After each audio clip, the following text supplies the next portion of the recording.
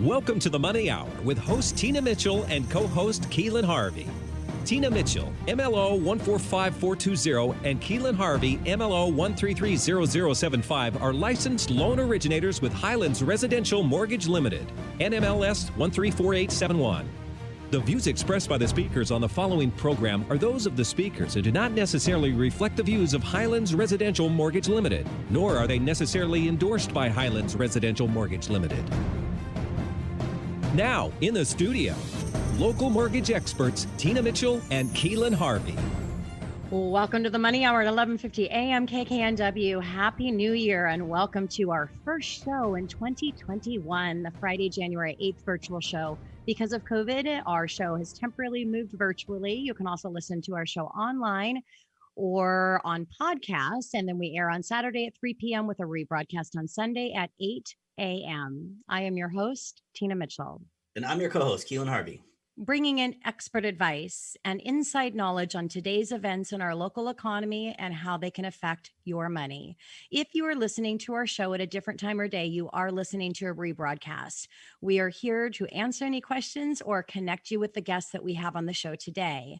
Please call the show at 1-855-400-1150. Again, that's 1-855-400-1150 or online at themoneyhour.com. And our lineup for today's show, we have Tim Cook of Agape in-home care. 9 things that you need to decide before going to the hospital.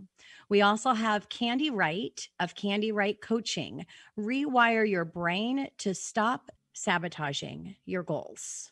And last guest in studio is Kimberly Salceda of Salceda Coaching Mental Fitness. 3 keys to impact your well-being. Great information and great guest in studio. For more information on any topics discussed, please call the show at 1-855-400-1150. Again, that is 1-855-400-1150 or online at themoneyhour.com. And we're going to start out our first show of 2021 with a little money chat. Money.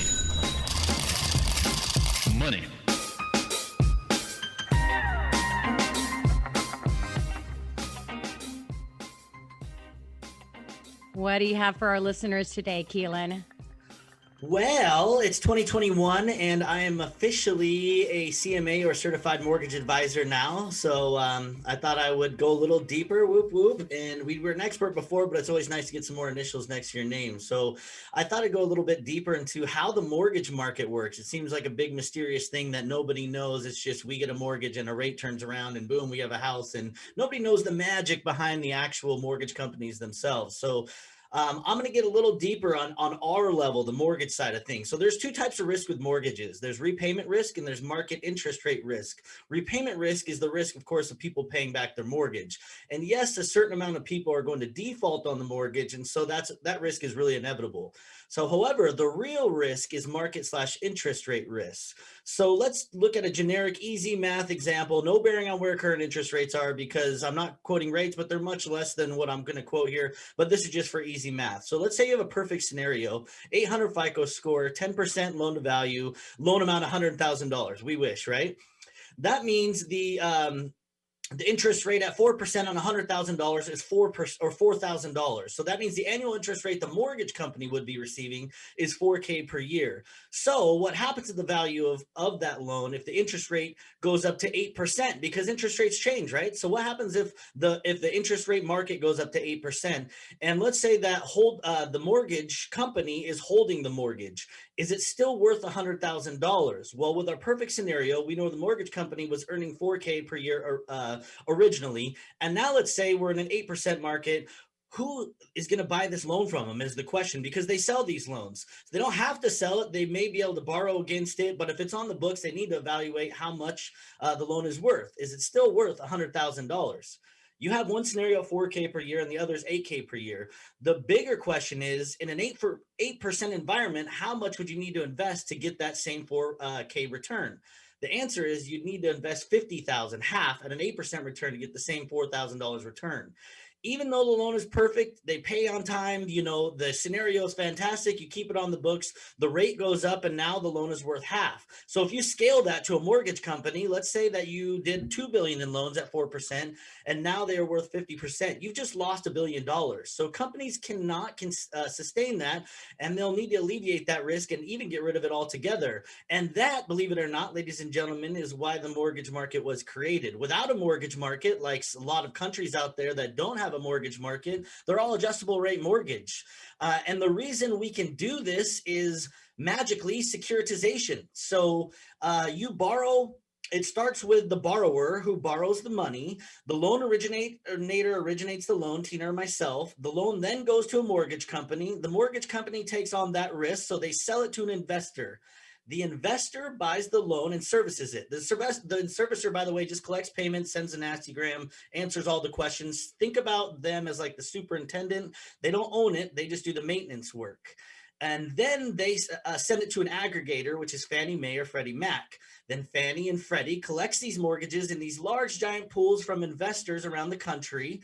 And then, of course, they're smart enough to know that there's some serious market risk in this thing, so they can't hold on it. So what the heck are they going to do with this hot potato that they have in their hands? Well, they typically put them in these 30 to 60-day bundles, hence why, as a consumer, you'll see these 30 to 60-day lock periods. They then take these pools and they sell them to Wall Street. So Wall Street says, okay, Mr. Fannie Freddie, we'll buy your packages here, we'll underwrite them, we'll securitize them, and then we'll turn them into mortgage-backed securities and then sell them again. And when they do sell them, they earn a nice fee on that. So Wall Street, and you're probably wondering why, what do they package them in? What do they wrap them and put them under a Christmas tree? No, Wall Street, they put them into things like 401ks, retirement accounts, mutual funds. Believe it or not, then what do they do with them at this point? So who do they sell them to at that point? Well, guess what? They sell them to you and I. We assume the risk. Sometimes core returns on investments are up. Sometimes they are down. We're the ones in the public market who are actually the ones who are taking the risk. So if you go and you check out your 401ks and your retirement accounts, talk to your financial advisors, you will see a whole bunch of Fannie and Freddie bonds that are in your retirement plan. So the mortgage cycle is you, originator, mortgage co-investor, servicer, Fannie, Wall Street, and then back to you as the consumer. So that's how the cycle works, and that's how we're allowed to have fixed rate mortgages in our country. That's why you want to work with a certified mortgage planner. Nice job, Keelan. You're so smart. I could have done without you, Tina. Yeah. Nice money chat.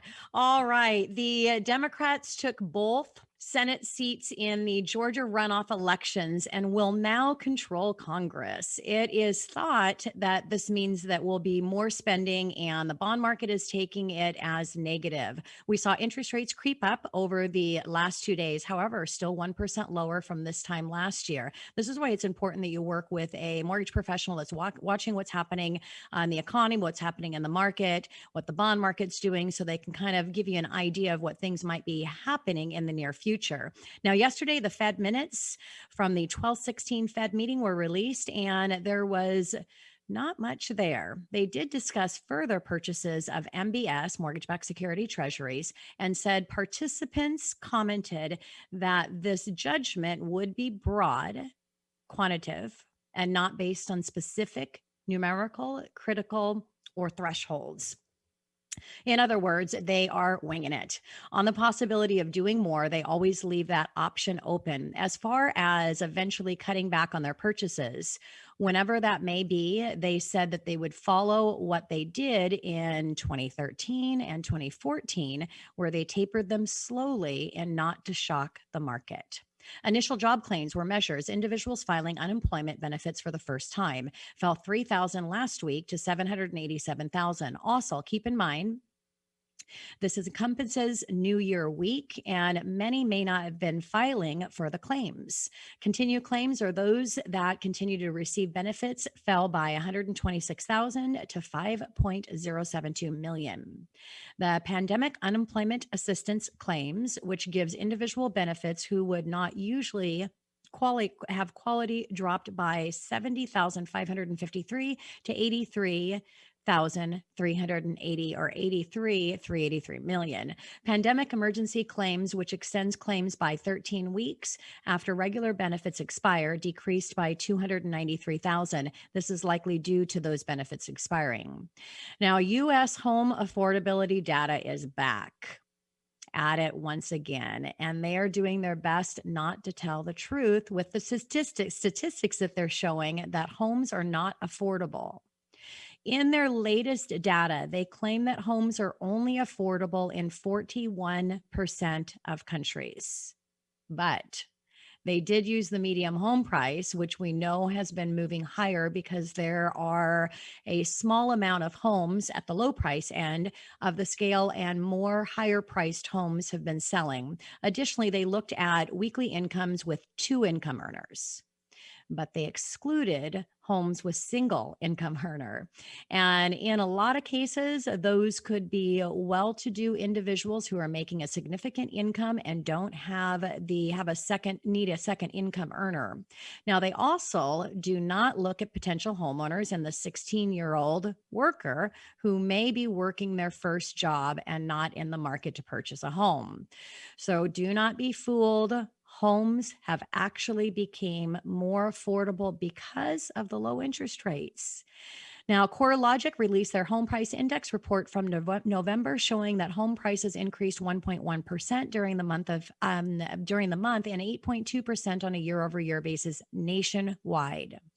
This is a significant gain from the 7.3% year-over-year number reported last month.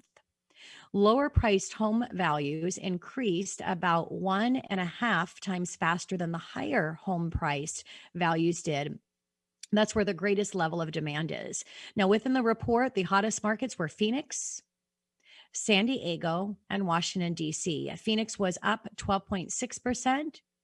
San Diego up 9.5%, and DC was up 8.2%. Seattle didn't make the list at the top of the report this time around.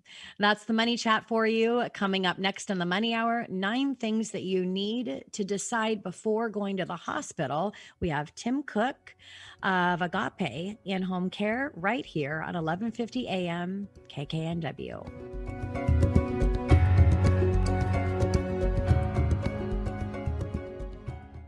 Do you make a positive difference in the world? Do you have a talent, philosophy, base of knowledge, product or service that you know could help a lot of people if only you could reach them? Join Alternative Talk 1150's family of broadcasters and start walking down a fruitful path. As host of your very own program, dial 425-653-1150 and find out just how affordable it can be to have a show on 1150 AM. That's 425-653-1150. Alternative Talk, we have an opportunity waiting just for you. Bringing good vibes to the Puget Sound and the world. Alternative Talk 1150. You're listening to The Money Hour with your host, Tina Mitchell, and co-host, Keelan Harvey on Alternative Talk AM 1150. Now, back to the show with local mortgage experts, Tina Mitchell and Keelan Harvey. You are listening to the Money Hour on 1150 AM KKNW. Happy New Year. The Friday, January 8th virtual show, our first show of 2021. Because of COVID, our show is temporarily moved virtually. I need to change that from temporarily because we're going to be hitting a year here soon. However, we are still virtual. You can also catch us on podcast. You can catch us on air on Saturday at 3 p.m. with a rebroadcast on Sunday at 8 a.m. I am your host, Tina Mitchell. And I'm your co-host, Keelan Harvey. It is a great day to talk about money, and that is what the show is all about: how to make money, save money, so you can have a better quality of life for you and your family.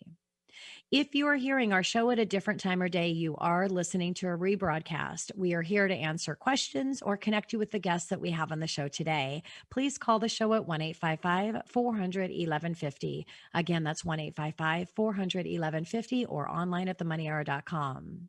And now on our show, we have Tim Cook of Agape in Home Care. 9 things that you need to decide before going to the hospital right here on 1150 AM KKNW. Tim, welcome to the show. Thank you. Thank you, Tina, for having me. And good job 3 times pronouncing Agape correctly. Yay. Thank you, Tim. After a career in tech industry, Tim felt called to use his business and entrepreneurial skills for a positive social impact. He was led by a belief that business should not exist solely to promote an economic bottom line, to also promote spiritual and relational bottom line. In 2018, Tim met Alex. How do you pronounce Alexis. Alex? Wonderful, Tim. Thank you. Alex is a pastor from Rwanda who was looking for a way to enable his congregation of refugees and immigrants to pursue their calling in life. The two co founded Agape in home care and a way to serve seniors while simultaneously meeting short term needs for employment and long term career and life goals of the underemployed. The company has doubled in size in the past 2 years. Woo woo. Agape is a Greek word used in the New Testament that means unconditional love. Tim, what And a it's a good powerful and amazing thing that you do. Let's start out of the gate. So in-home care has been around a long time. I was previously a financial advisor at one point, so I did long-term care and offered that. So I know what an important service it is and underutilized, quite frankly. So, but many people out there are still, they kind of leave that in-home piece out of it. So can you explain to our people and give us kind of a quick overview of what exactly in-home care is? You bet. And you'd be surprised. We still get calls from people saying, I wish I had known this service was available. We thought our only option was to go from home to a retirement facility, but that's not the case. So in-home care is a distinct licensed profession in Washington state that takes care of the acts of daily living for an individual or a couple. Acts of daily living, for anybody in the insurance space, they're very familiar with these. These are things that most able-bodied people take for granted. It's getting out of bed, getting dressed, brushing your teeth, feeding yourself, clothing yourself, bathing yourself, and toileting. Those are some of the acts of daily living. Those are ADLs, commonly referred to. The other side of what we do is the IADL, or instrumental acts of daily living. ADLs have to do with the person themselves. IADLs have to do with the environment the person is in, their home. So this is housekeeping, meal preparation, laundry, running errands, things that are needed to stay safe and clean at home. So, Tim, this seems like a crazy time to be on the front lines of healthcare. So, how has Agape been impacted? Yeah, we've been very fortunate to be very busy. This is an ever increasing choice for people. Aging in place, which is basically a term for staying put in your home as independently as possible for as long as possible, has always been, according to AARP survey numbers, the most popular choice for people. And now it's increasing in popularity. We have several clients who are actually moving out of retirement facilities to move back into an apartment or in with family. And then subsequently, they're contacting us for that supplemental care. Wow, that's got to be so nice too, because you can kind of do it at your own will where you're most comfortable. What a valuable thing. And I know when I get old, that's the way I want to do it, in place. It sounds good to me. One of the things that's really interesting since COVID is having businesses having to pivot around COVID and the things that you have to change. I wanted to know what's done differently with your business as far as COVID now that this is, I mean, it's crazy to think we're almost a year in. And that's a great question, Keelan. Actually, very little is different. And that shocks people oftentimes. But the reason for that is we're in an industry that utilizes what's called universal precautions. My first understanding of universal precautions was during the AIDS epidemic in the 80s, when you didn't wait for an AIDS test to come back, whether you were going to don gloves or PPE. You just assumed that any bodily fluids or liquids were contaminated. And that is our universal precautions, is what I was talking about. And this is why very little has changed after COVID, because that is our standard for training and excellence as professionals in this industry, is to assume contamination or disease, I guess, for lack of a better word, before getting confirmation of a positive test. Therefore, we always take these precautions, even if somebody says, "Oh yeah, my mom or dad, they're completely healthy. They have no infections whatsoever." We still take the same precautions. I will amend my answer to say that masks are the major change since COVID. That was not on anybody's radar. It was not on the Department of Health or the CDC's radar. And so it's only since their recommendation of mask donning. Now, of course, we've amped up the awareness and the training and the supply of all this PPE. But otherwise, my message to people is our industry has always gone by universal precautions. Yeah. So, Tim, working with the elderly who are obviously at high risk of getting COVID, has anyone in your agency contacted COVID? Uh, well, contracted and contacted. So yes, Contracted. come in contact. Yes, we've had clients who have tested positive. But back to my prior answer of universal precautions, thank God, none of our caregivers have contracted COVID. After any contact, we follow the CDC and Department of Health guidelines and pull our caregivers from the front lines, immediately get them tested, and then a subsequent follow-up test before they return to work. That's a fantastic thing, Tim. I'm sure you piqued a lot of interest with in-home care. And I mean, this is a serious thing that a lot of people are in a position in life where they really need to consider this. So I wanted to ask, how do people find you? How do they get a hold of you? Well, there's kind of two ways. There's a logistical way, and that's our website, agapeihc.com or 425-818-9006. But if you're asking, like, how do people discover where we're available? Well, your radio show will be one great way, but word of mouth, really. We work with a family and they spread the good news to others. That's the most hopeful way, because when that happens, we're usually coming in contact with families before there's urgency or an emergency. The other way people find us is a little bit more unfortunate, and that's through a discharge planner at a hospital. At that point, it's a stressful decision to make. And we're getting a call from somebody who's in a state of duress. They're unsure of what to do. And they're in somewhat of a panicked mode because they're having to make a decision very quickly. The discharge planner wants them out by this Friday and won't let them go until they have in-home care in place.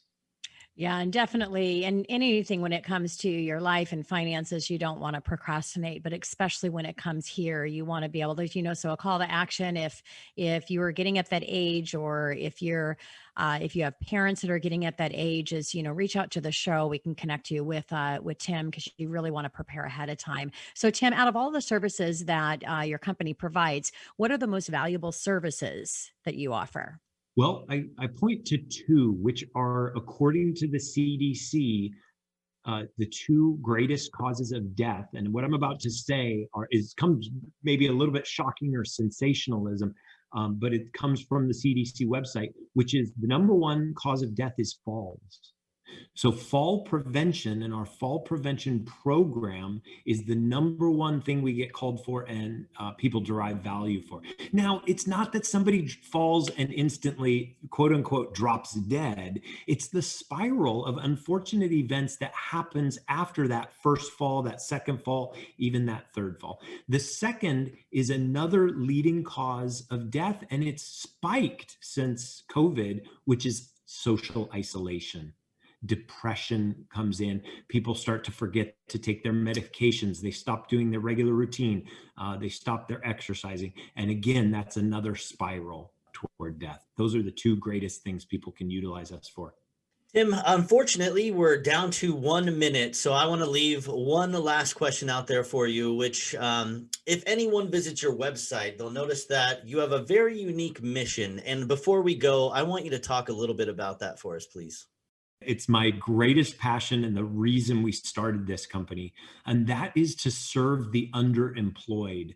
Oftentimes, these are immigrants and refugees. They had a prior life. They were accountants. They were in the legal profession. They were in the healthcare field. They find themselves on new shores, and it's a challenge to navigate in a new country. And sometimes their credentials are not accepted. So our mission and our heart is to serve that underemployed with for their dreams and passions, and to put them back on track for their God-given purpose in life. Yeah, that's so beautiful, Tim. And I really was happy to have you in the show. And why I wanted you, why we wanted to have you here is what a mission that is. So not just your company servicing the elderly community, but your employees and providing a huge gap there. So thank you so much for being here. You have a heart of gold, and I know that your company is what it is because of you and your partner. So really appreciate you being here, Tim. Thank you. And now or coming up next on our show, we are going to be talking about rewire your brain to stop sabotaging your goals. We have Candy Wright of Candy Wright Coaching right here on 1150 AM KKNW.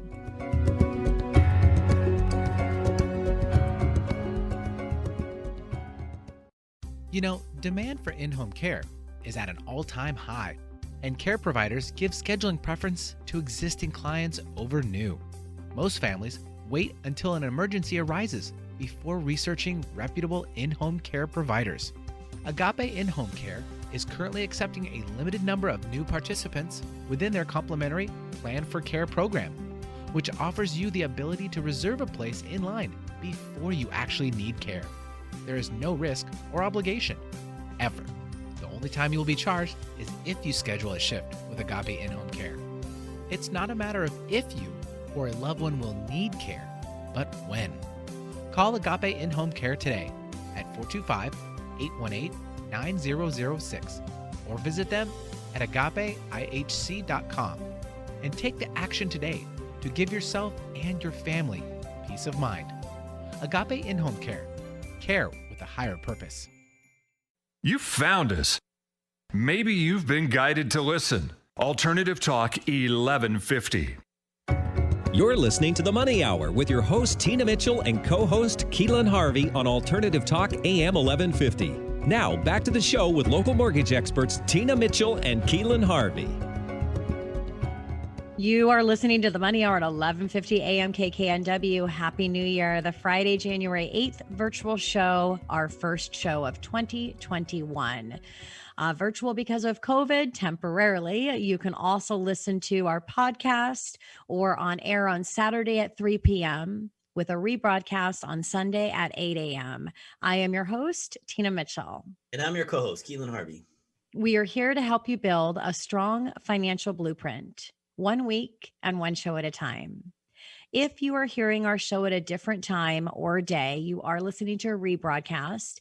We can answer any questions or connect you with the guests that we have on the show. Please call the show at 1-855-400-1150. Again, that's 1-855-400-1150 or online at themoneyhour.com. And now in studio, we have Candy Wright of Candy Wright Coaching. Rewire your brain to stop sabotaging your goals right here at 1150 AM. KKNW. Candy, welcome to the show. Thank you. So great to be here. Thank you so much. And a little bit about Candy. She is a certified life and weight loss coach, a certified relationship and healing coach, public speaker, and workshop leader. Candy specializes in helping women over 50 stop stress eating and lose up to 50 pounds for good. She does this by helping them create a peaceful relationship with food, with their aging bodies, and with themselves. She is a former educator, corporate trainer, and manager and fitness instructor.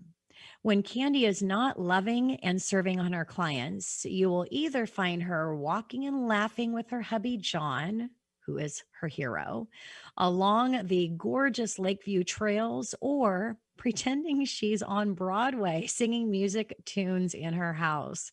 Love that, Candy. Candy works with women one-to-one and in a group setting through her 6-month program, the Emotional Freedom Weight Loss Program. This is awesome, Candy. You sound like you have so much fun. And how important is it with what you do? I mean, your mental and your body are connected hand in hand. And so you're melding those worlds to help improve people's lives. So I commend you on that. And self-sabotage, we've heard this come up time and time again with life coaches. Why the heck do we self-sabotage ourselves, Candy? Isn't that fun? Yes. And you got to have fun in this process. Else, why? I don't believe you should be aging and gaining weight and not feeling awesome. And you got to have fun. So, self-sabotage. Oh my gosh. Can I share just a little story here? I know we've got a short time, but I have her permission. One of my clients, name changed, Annette, she came to me because she had been emotionally eating. And what we don't realize and what happened with her is when she was 9 years old, as the oldest child, when her mother got diagnosed with cancer, she became the primary caretaker because dad was working. And it was so emotionally overwhelming for her that her brain did what normal human brains do when we're kids. It concluded that she didn't know how to handle those emotions and she didn't feel safe. She felt out of control. And the easiest thing to do to mitigate feeling those big emotions was to dive into chocolate cake. And so what that looked like for her throughout the years is anytime big emotions would come up, she would go, sneak chocolate. She would go eat. She would just use that to emotionally eat. And so connecting that to self-sabotage, every single one of us, no matter if you struggle with emotional eating or whatever you might want to be doing, if you have a goal to lose weight or if you have a goal to do anything, we all have conclusions that our brains have drawn, and I call them thoughtware programs, scripts, when we're children, and they replay and replay and replay until we really take a look at them and learn how to rewire our brains. So it's not purposeful. We don't sabotage on purpose. And I think that's one of the biggest gifts that I want to offer anybody in your audience and in the world is we usually judge ourselves pretty harshly. Why do I keep doing this? I want to lose weight, or I want to hit this goal, or I want to hit this money goal in the business, or oh my gosh, why am I procrastinating? All these things, right? It's not personal. Yeah. And that's so true. And that's why it's so important to have a coach, whether it's a life coach, a business coach, a health coach, is you have to stop the self-sabotage by connecting those dots and finding out what the true story is that you're telling yourself behind, and then recreate new and better habits that are going to serve you at a higher level. So important. So Candy, can you share how you can stop self-sabotaging your goals? Yeah, absolutely. So 3 things that are so important. Make peace with your brain. Okay. First of all, the brain judges, the brain self-sabotages. I don't even like that title. I don't use it in my practice. I know it speaks to people, but I just call it thoughtware wiring that's just working against our goals, right? So, but you need to understand 3 things. The brain is wired to resist emotion, react to emotion, and avoid emotion when we don't have tools in place to really handle the emotion. So thinking about my client Annette, resisting the emotion, she would just be so mad. That looks like blaming. That looks like, oh no, it's outside of me. I'm resisting it and I don't want it. I shouldn't even be feeling this. I shouldn't even be feeling this. Notice where that might be coming up for anybody who's listening, right? Then reacting to the emotion. It's like letting the emotion out on somebody. So she'd blame her family for eating foods with that she didn't want it to be eating. We do this everywhere. Okay. And then avoiding. That's really a big piece of why we either overwork, overeat, overdrink, binge the heck out of Netflix, whatever it might be, sex, porn, all kinds of drugs, because the brain's wired to do that. And when we don't realize that, that's the first step.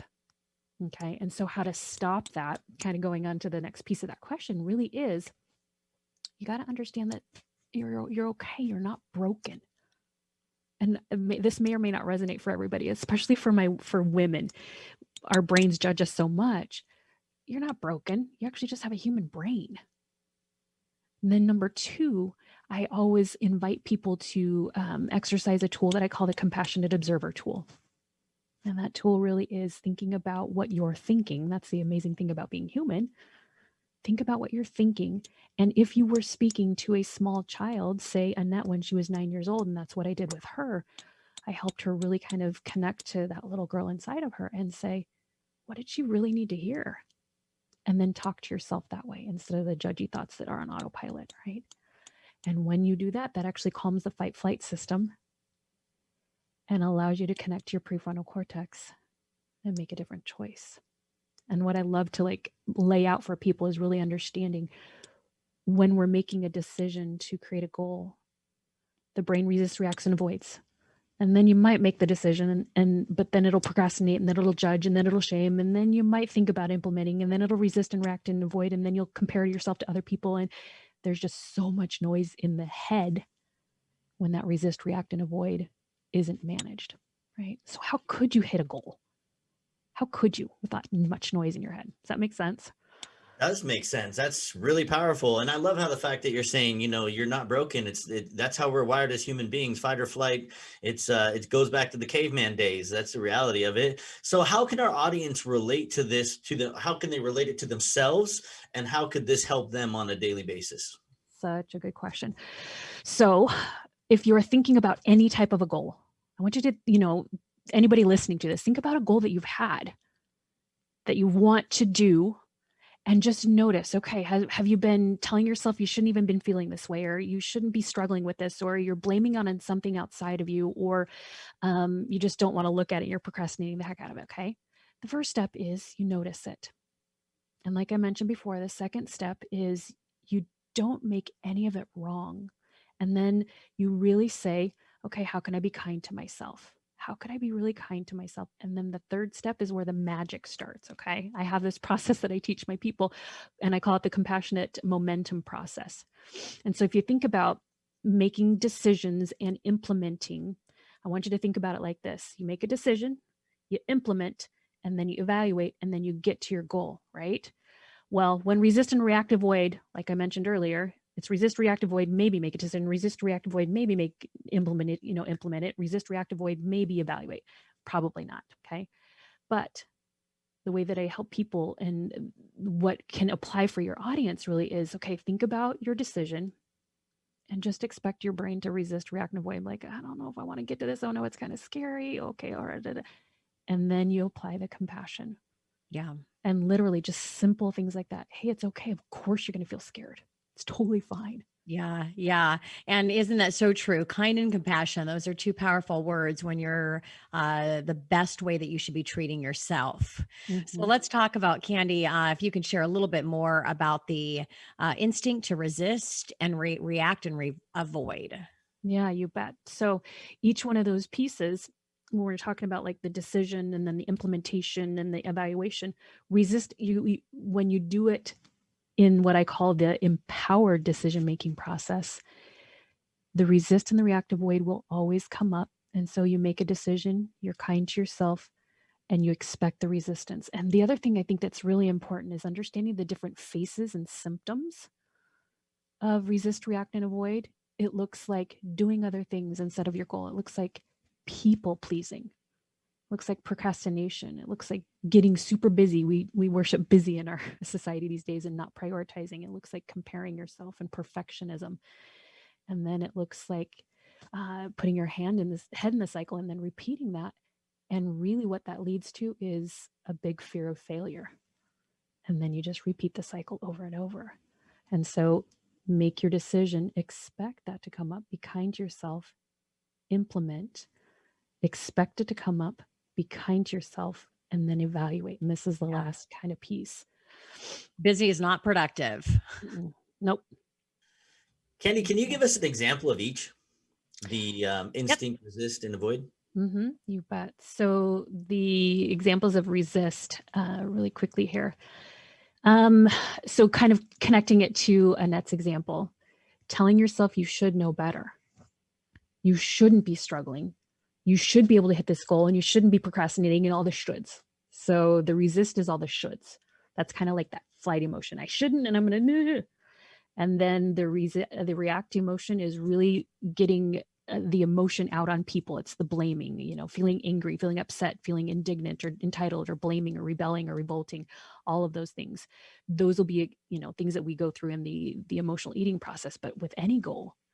And then really quickly, the avoiding is doing all those actions that I mentioned earlier, any of those actions, the overeating, the overworking, and I think that's a big one for especially people when we have businesses, is the overworking. We can get really caught into that people pleasing, video games with our kids. So hopefully that just helps people really understand a little bit more. Like if you see somebody doing that, you notice yourself doing that, you're like, okay, there's just an emotion going on here that feels big.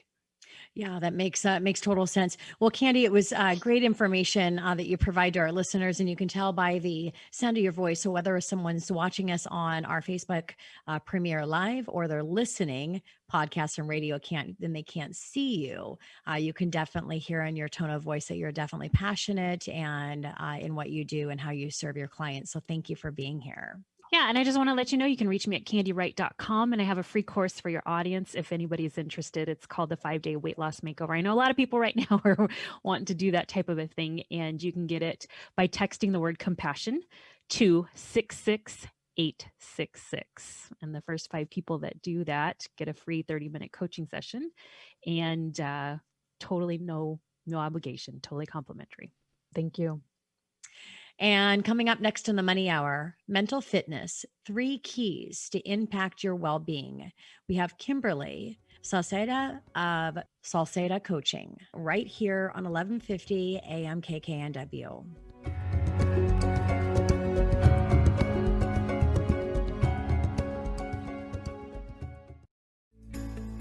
Are you overwhelmed and stressed out, juggling working from home, distance learning, your career, family, and everything else that 2020 threw at you?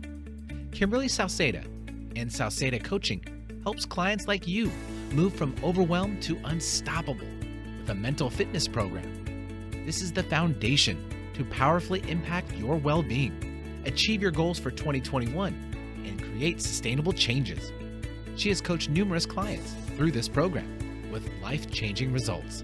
This is Kimberly Sauceda with Sauceda Coaching. To find out more about how to move from overwhelmed to unstoppable, text me to book a free coaching session. Text me at 408-475-5405 with your name and email address. Again, for a free session, text me at 408-475-5405. Talk radio for the heart and soul. Alternative Talk 1150. You're listening to The Money Hour with your host, Tina Mitchell, and co-host, Keelan Harvey on Alternative Talk AM 1150. Now, back to the show with local mortgage experts, Tina Mitchell and Keelan Harvey.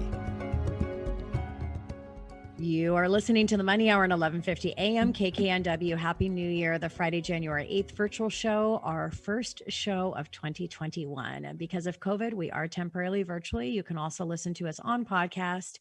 You can catch us on air on Saturday at 3 p.m. with a rebroadcast on Sunday at 8 a.m. I am your host, Tina Mitchell. And I'm your co-host, Keelan Harvey.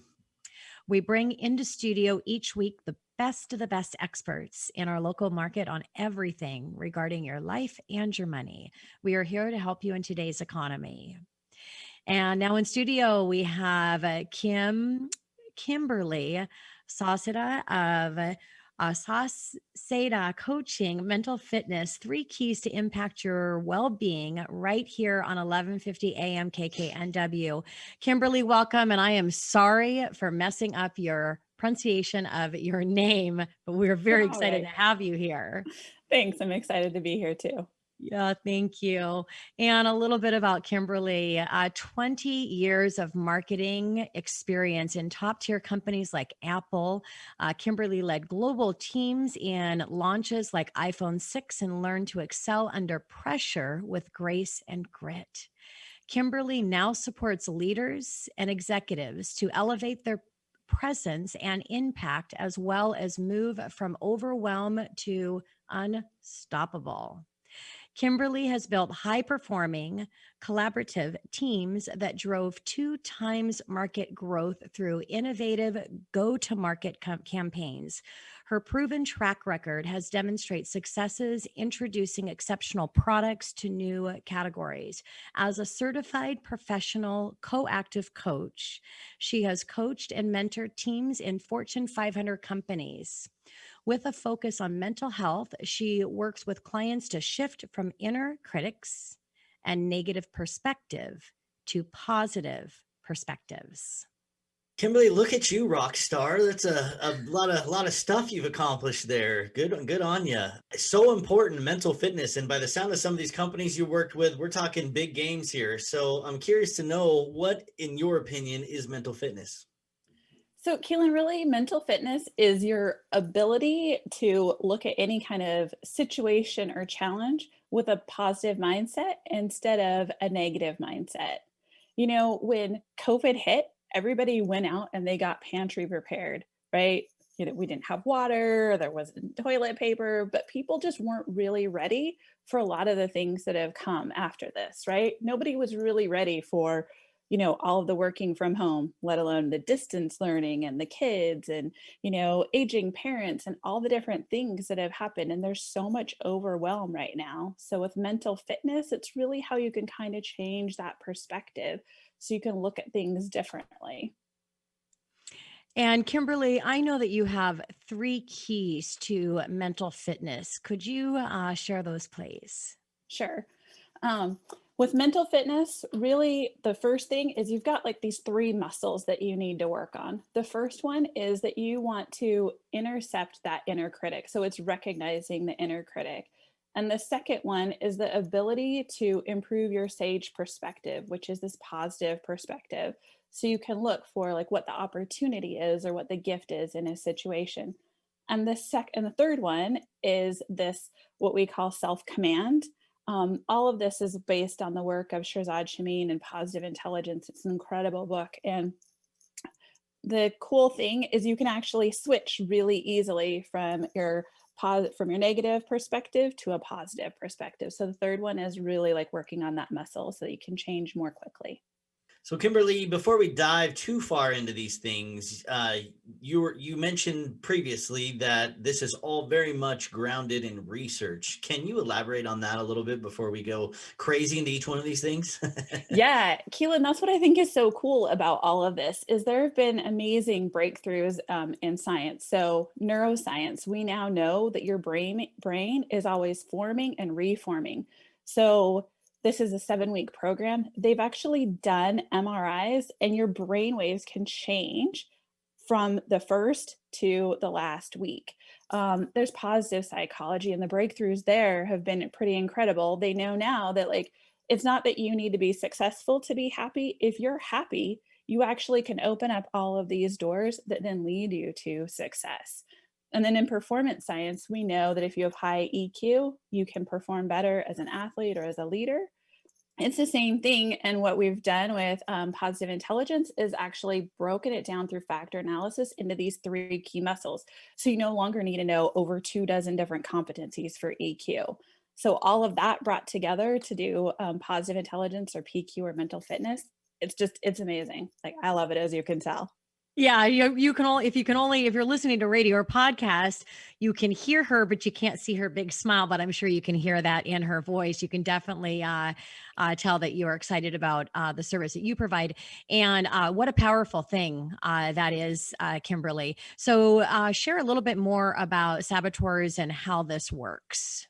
Yeah, so basically everybody has some kind of a judge, right? And your judge can be about the environment, your judge about yourself, or judge about others. And then there are what we call 9 accomplice saboteurs, and everybody has these different saboteurs.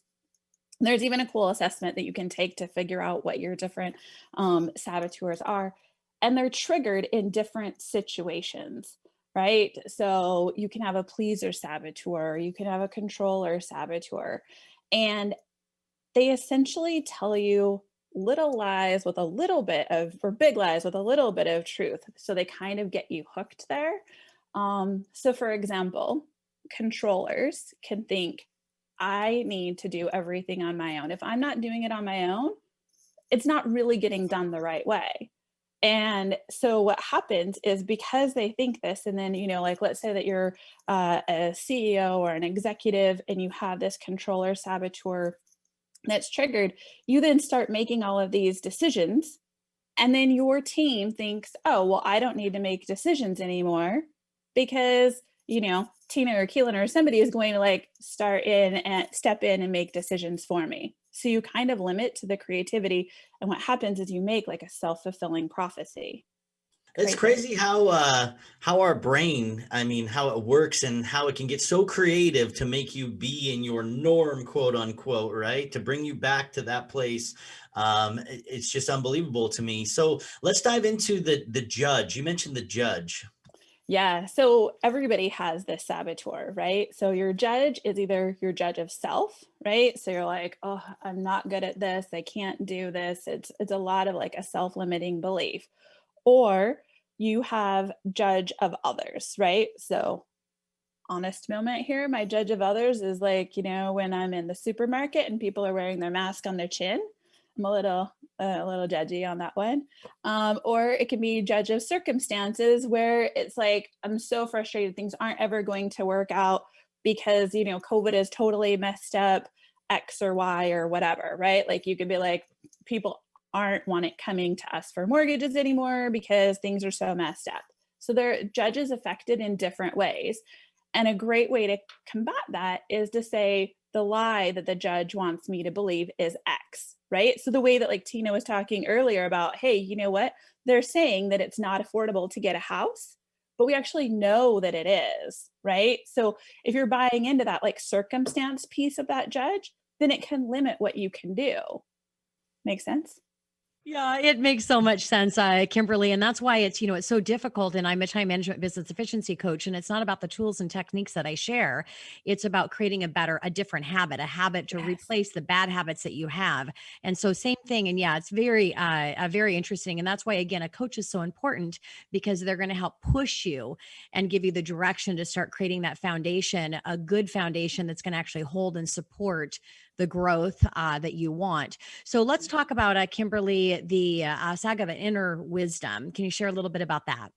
Yeah. So with your sage, really, it's got these 5 key powers to it. There's empathy, right? So empathy for yourself, empathy for others, explore, where you can explore different solutions, innovate, where you can, come up with these different solutions, navigate, activate, and innovate. So we don't have enough time to cover all of them in depth, but what it allows you to do is to move from this negative perspective to a much more positive perspective, where you can see an opportunity, where you can, expand what you can do instead of just buying into kind of the lie of the saboteur. And the easiest thing to do is to buy into that lie. That's the easy thing to do. So it's about making new habits and acting on them. Yeah, and easy short term, right? Just yes. Doesn't make it. I always say you've got to take the hard road, which is change, but eventually that hard road will lead you to easy street. 100%. I love that. That's a great quote. Spot on. So let's talk about PQ reps. Yeah. So the way that you actually can shift from one to another, as an easy way to do it, is when you realize that you've got some kind of negative emotion, imagine it's like you're putting your hand on a hot stove, right? So it's a good like alarm for you. What you can do, and I'm going to teach you how to do one, right? So don't do this if you're driving, okay? But since y'all aren't driving at this moment, if you close your eyes for a second and you put your thumb and your fingertip together, and you rub them with enough attention that you can feel the ridges of your fingerprints, and feel how that just centers you and calms you down, and it brings you back into your body. So just doing that a couple of times a day, or right before you have something stressful, it can help you so that you can then have this more clear-headed focus to make decisions. Thanks for that powerful exercise, Kimberly. I love that. So, Kimberly, you've said that this can change your life, which is a big statement. Will you share an example? Yeah, sure. I'll give you 2 real quick examples. So one is 2 different clients. One, He's had a super challenging relationship with his parents for a number of years, and using this empathy and PQ reps has completely changed how he looks at his mom and how he's able to interact with his mom. And the second piece is that I've had a lot of people, a lot of leaders that are able to move how they are with controlling, and their teams have gone from, I want to quit, to, oh my gosh, I absolutely love working for this team now. So it's absolutely been night and day for people. And a lot of imposter syndrome has really been able to just be eradicated with this. So huge changes. Yeah. Kimberly, thank you so much for being on the show today. And thank you for all of the guests. It was great having a conversation with each one of you. This is your host, Tina Mitchell. And your co-host, Keelan Harvey. We are your local mortgage experts, and we're signing off for the day. Enjoy the rest of your weekend, and we look forward to talking more money next week, right here on 1150 AM KKNW. Tina Mitchell, MLO 145420, and Keelan Harvey, MLO 1330075, are licensed loan originators with Highlands Residential Mortgage Limited, NMLS 134871. The views expressed by the speakers on the preceding program are those of the speakers and do not necessarily reflect the views of Highlands Residential Mortgage Limited, nor